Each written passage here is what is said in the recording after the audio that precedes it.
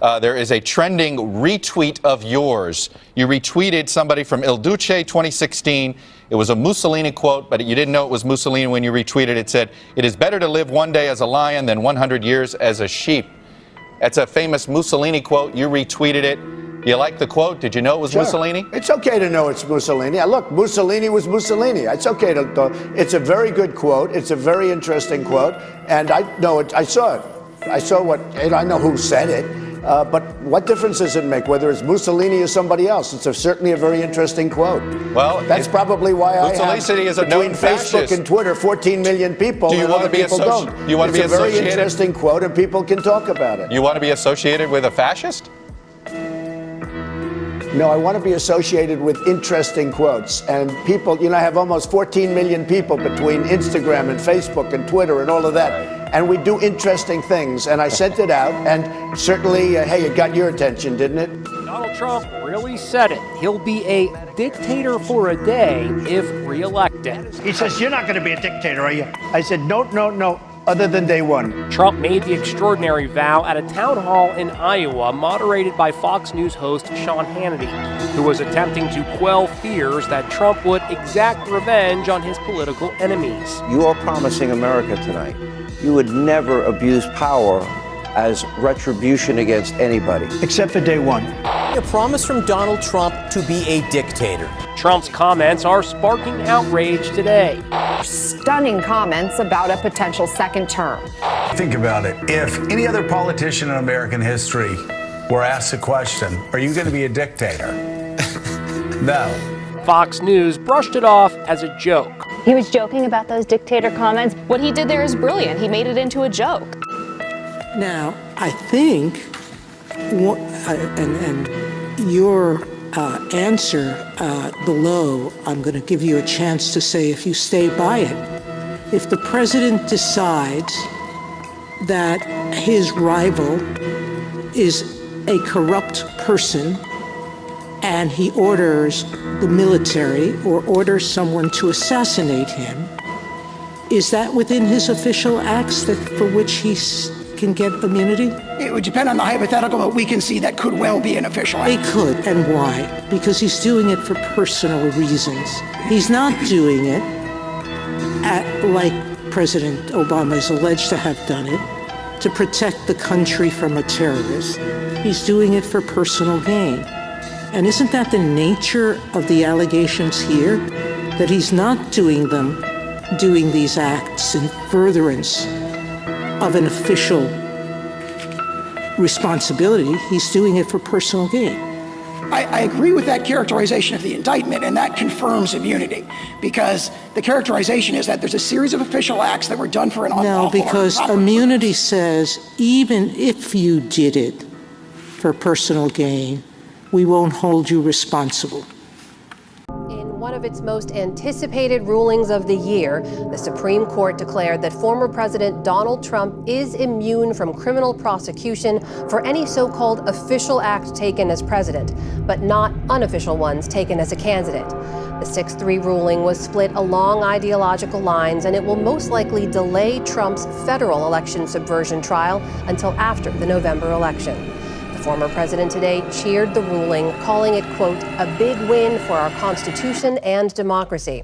To discuss this historic ruling and how it reshapes presidential power, I'm joined now by NewsHour Supreme Court analyst Marcia Coyle and R. William Brangham, who's been following the criminal cases against Mr. Trump. Marcia, this was also a clear split along ideological lines. So what was it that liberals argued in the dissent? The main dissent was from Justice Sonia Sotomayor, and she pointed out that there was nothing in the text, the history, or even Supreme Court precedent that envisioned, applied, recognized the kind of immunity that the Supreme Court, the majority, was endorsing today. She wrote a very impassioned dissent that she read partially a summary from the bench. In fact, I think, Amna, it was her most impassioned dissent ever. So for her, there was nothing that really justified the grant of immunity in this case, and that the criminal justice system that we have would work just fine for the prosecution of a president. She said here in her own words, When he uses his official powers in any way under the majority's reasoning, he now will be insulated from criminal prosecution, orders the Navy SEAL Team 6 to assassinate a political rival, immune, organizes a military coup to hold on to power, immune, takes a bribe in exchange for a pardon, immune, immune, immune, immune. I don't think she could have been more direct than that. Donald Trump is portraying himself as a religious savior. He says Election Day will be Christian Visibility Day. Trump has repeatedly compared his criminal trials to the crucifixion of Jesus, promoted videos calling his re-election, quote, the most important moment in human history, and that describe him as a divinely appointed ruler. A shepherd to mankind who won't ever leave nor forsake them. So God made Trump. He claims to be a holy warrior against an imaginary attack on Christianity. They want to tear down crosses, but no one will be touching the cross of Christ under the Trump administration. I swear to you. He's even selling his own version of the Bible. We must make America pray again. Trump is playing to a rising white Christian nationalist movement within the Republican Party. I say it proudly, we should be Christian nationalists. Christian nationalists believe that the law of the land is not the Constitution, but instead the law of God, as they interpret it. Trump's supporters are increasingly overt in their calls to replace democracy with a MAGA theocracy. The church is supposed to direct the government, and I'm tired of this separation of church and state junk. We're meant to be a Christian nation. We should be a Christian nation. Welcome to the end of democracy. We're here to overthrow it completely. We didn't get all the way there on January 6th, but we will endeavor to get rid of it and replace it with this right here. That was a cross he was holding. The idea that the will of voters is irrelevant because God has anointed Trump was a recurring message in the efforts to overturn the 2020 election. Because it is not Joe Biden that rules this country. Jesus Christ is the king of everything in this world. Christ is king! Christ is king! Christ is king! In previous videos, I've highlighted how MAGA Republicans have embraced core elements of fascism. The combination of fascism and Christian nationalism is called Christofascism, a term first used half a century ago by the theologian Dorothy Zola. Fascists rise to power by characterizing their opponents as subhuman. Christofascists take it a step further by casting opponents as not just subhuman, but actually demonic. See something that said, take a look what happened.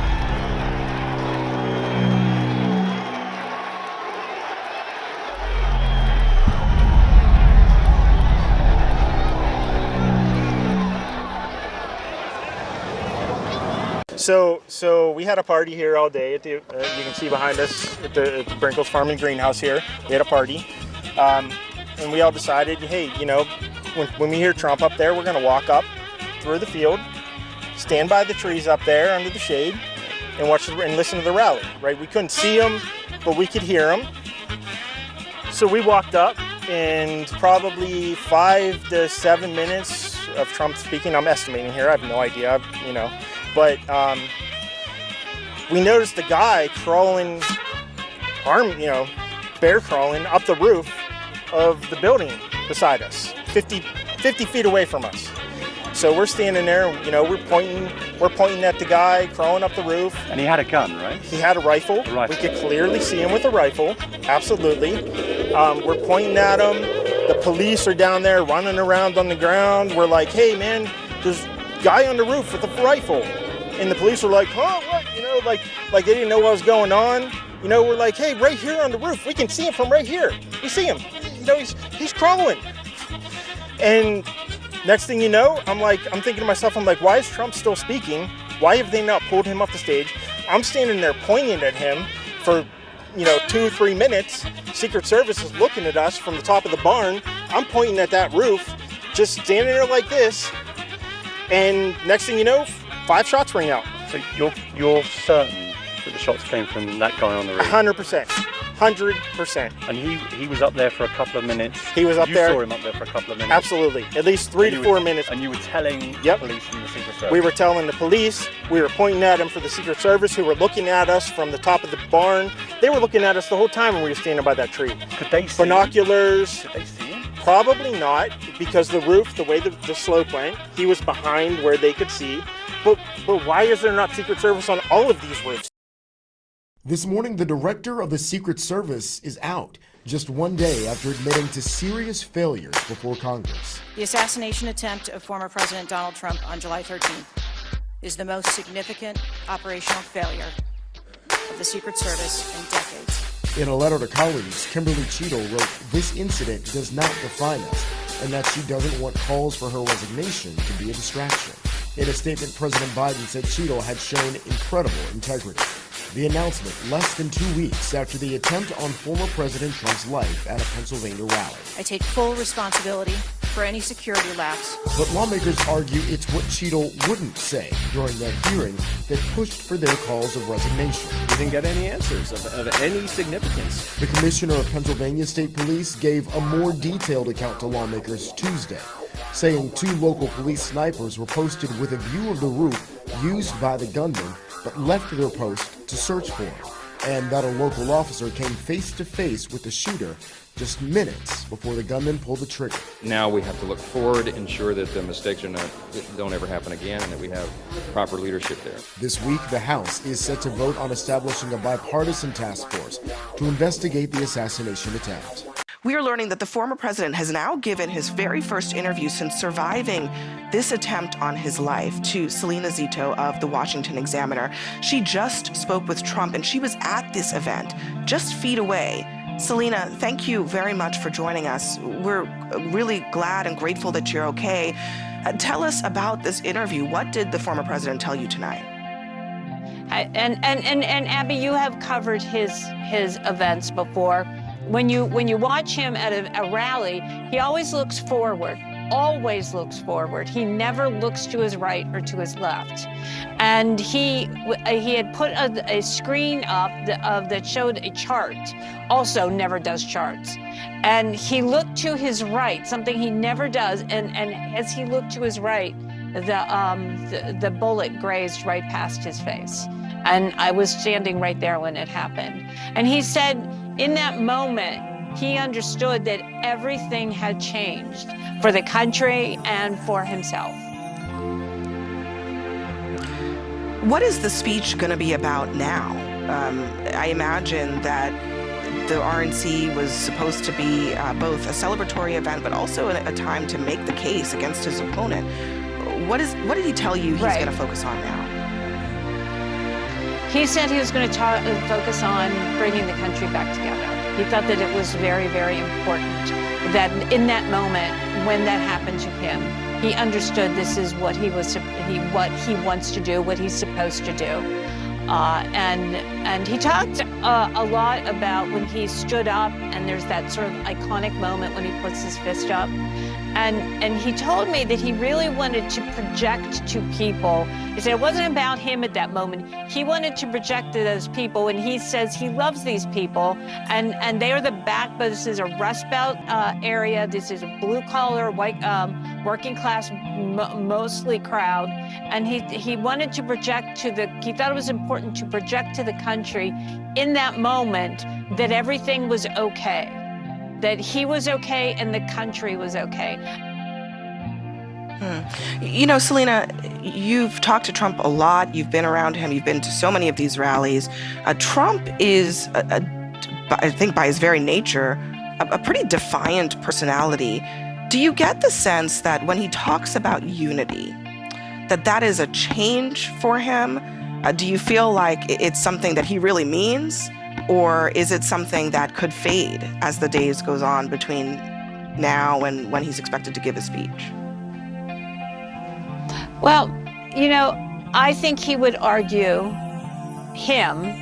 that he does unify people, that he does bring together people in the way that in particular in the way that he talks about people from the Great Lakes Midwest, who he feels and he believes have been very disconnected from the process, sort of not really engaged, just sort of mechanically voted. But because of the way he talks about the dignity of work, the way he talks about the working class, and the way he tries to project this sort of part of something bigger than yourself, that he has electrified them. And so he believes that is unity. I mean, I can't speak for what's inside his head, but based on conversations that I have had with him, I think that he believes that that's very important, and from his perspective, he has done a good job of unifying people. And his coalition is growing. We can't deny that that's happening. But I think what I'm asking really, I mean, this is the same person who often talks about retribution, about his political enemies, about the other side of the aisle. Do you think he's going to drop that rhetoric? Is that the sense that you got from what he told you? I got the sense that he believed that he should unify. What that looks like, I obviously don't know. We're going to take back that very beautiful White House, and we're going to make America great again, guaranteed, and it's going to go fast. With your vote, I will defend religious liberty in all of its forms. I will protect Christians in our schools, in our military, in our government, in our workplaces, in our hospitals, and in our public square. And I will also protect other religions. We want that, right? Other religions. And we will bring our country back together, one nation under God.